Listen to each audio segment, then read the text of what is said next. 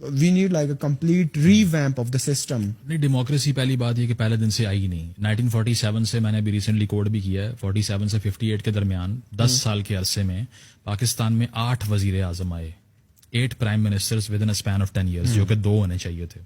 اس کے بعد میں اوور آل اگر دیکھا جائے 70 سال میں پاکستان میں کوئی ایسا شریف آدمی نہیں آیا 75 ایئرز میں جس نے 5 سال کا ٹینیور پورا کیا ہو. ٹھیک ہے, اسی لیے کوئی بھی اہل نہیں تھا کہ وہ اپنے آفس میں ٹائم پورا کر دے. تو ایک کلرک کی نوکری پاکستان میں زیادہ جاب سیکیورٹی لے کے آتی ہے, وزیر اعظم کی نہیں. وزیر اعظم کی نوکری آن ایوریج 2.5 سے 3 سال چلتی ہے, پھر اس کو نکال دیتے ہیں. تو کنٹینویشن آف پالیسیز جہاں پر نہیں ہوتی ہیں اور عوام کا مینڈیٹ ہی لوٹ لیتے ہیں ان سے, تو وہاں ڈیموکریسی کیسے ہو سکتی ہے؟ انٹرنیشنل ڈیموکریسی انڈیکس میں بھی پاکستان کا نام ہائبرڈ اسٹیٹ کے نام سے لکھا جاتا ہے, ڈیموکریسی نہیں لکھتے. اس کی وجہ یہ ہے کہ پاور شیئرنگ ہے, اور فارن پالیسی ہو, ان لینڈ سیکیورٹی ہو, یا پھر فائنانس کے بڑے بڑے فیصلے ہوں, بزنس کمیونٹی ہو, سیاستدانوں کے ہاتھ میں ہی نہیں ہے. وہ کون ہوں گے وہ ڈیسائیڈ کرنے والے, نہیں کر سکتے. ان کو پرمیشن ہی نہیں ہے کہ اس پہ بڑے فیصلے کر سکیں. تو پہلی بات تو یہ کہ ڈیموکریسی ہے نہیں. دوسری چیز یہ ہے کہ پاکستان میں ڈیفالٹ اب نارمل نہیں ہے, پیسے آنا اب نارمل ہے. پاکستان پہلے دن سے ڈیفالٹ ہی تھا.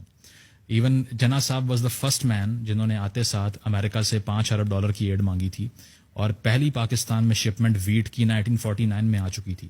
دوسرے سال سے پاکستان نے بھیک مانگنے کا آغاز کر دیا تھا. ٹھیک ہے, اور اس کے بعد میں ساری کی ساری انرجی ریاست کی امریکہ سے پیسے لینے کے چکر میں تھی. انہوں نے کہا کہ ہم رشیا کے اگینسٹ الائنس سائن کر دیتے ہیں, پیسے دے دیں ہمیں کسی طرح. ایوب خان نے بھی ساری انرجی جس پہ لگائیں, اور باہر سے پیسے آئے, وہ پیسے اکٹھے کیے, ہتھیار ڈیولپ کیے, انڈیا پہ مارچ کھول دیا. انگریزوں نے کہا کہ بھائی یہ کیا کر رہے ہو, ہم سے تو کہا تھا روس سے لڑنا ہے. تو یہ ہے کہ 65 وار میں ایک ڈاؤن فال ایسا شروع ہوا اس کے بعد سے کہ اس سے پہلے so called decade of development آپ کہتے ہیں کہ پاکستان بڑا امیر ہو رہا تھا. تو وہ باہر سے پیسے آ رہے تھے, کمانے تو آپ نے سیکھے ہی نہیں. انڈسٹری ساری کہاں تھی؟ ایسٹ پاکستان میں تھی. 71 میں وہ تو علیحدہ ہو گیا, پھر آپ کے پاس کیا بچا؟ کچھ بھی نہیں. تو بھٹو صاحب نے کہا اب باہر جاؤ, اب باہر جاؤ, مڈل ایسٹ میں نوکریاں کرو. ٹھیک ہے, وہاں جا کے سستی لیبر کرو اور پیسے بھیجو. آج تک وہی چل رہا ہے. تو ہم نے کبھی پیسے کمانا نہیں سیکھے, جنگوں سے فائدہ اٹھایا ہے. اس کی وجہ یہ ہے کہ ایک وار ڈریون کنٹری ہے.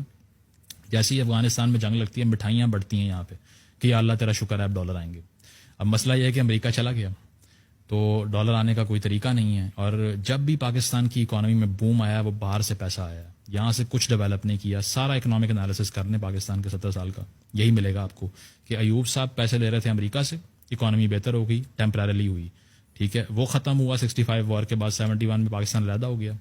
80s میں حالات شدید خراب تھے 78 تک. اس کے بعد میں